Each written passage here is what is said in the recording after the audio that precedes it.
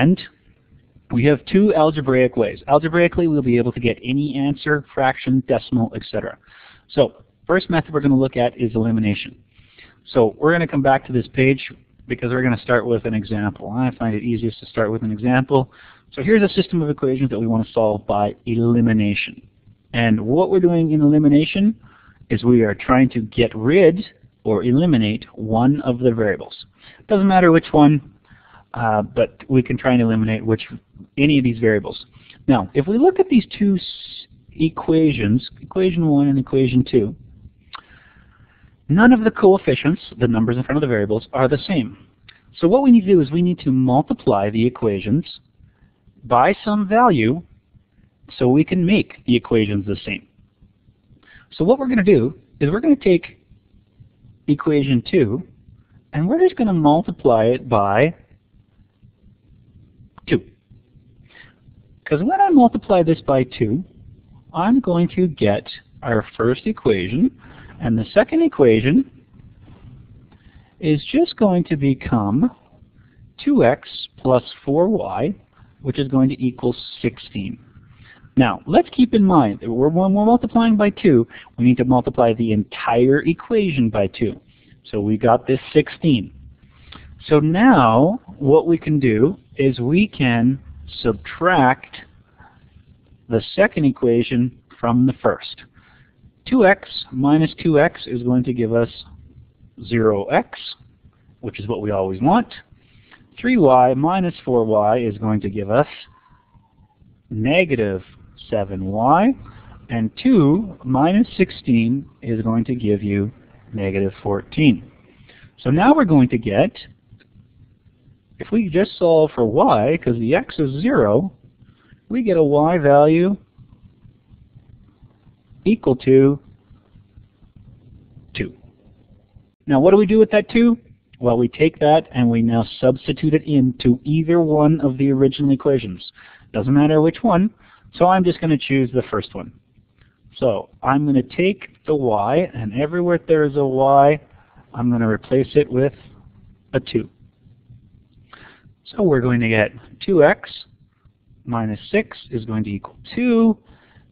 2x is going to equal, if I add 6 to both sides, it's going to equal 8. If we divide by 2, we're going to get an x value equal to 4.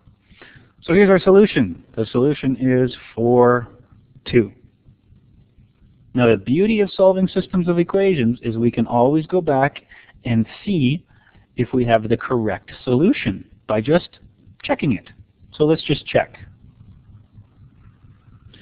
All we do is wherever there was an x, we replace it with our solution. So 2 times 4 minus 3, our y value was 2, has to equal 2. So does 8 minus 6 equal 2? Of course it does. Now let's check the second equation. Now if the solution doesn't work for both equations, it's not the solution. So let's go 4 plus 2 times 2. Does that equal 8?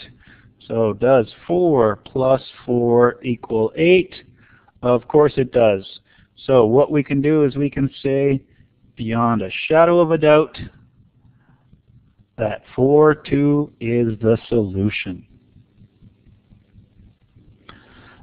Now, what if we have a system of equations like this, where again, neither of the variables or neither of the coefficients for either variable is the same? Well, now what we have to do is we have to multiply the entire equation, the first equation and the second equation. This time we have to multiply both by some value. So we can choose to eliminate either variable. It doesn't matter. Let's choose the one that makes the math the easiest. So let's try and eliminate y, and let's make all of the coefficients in y the same.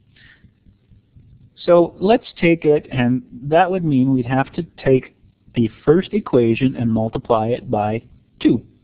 Now, when you're trying to figure out what number to multiply, think of it like a common denominator.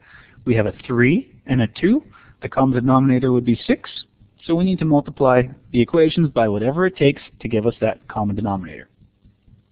So we're going to multiply the second equation by 3. And what are we going to get?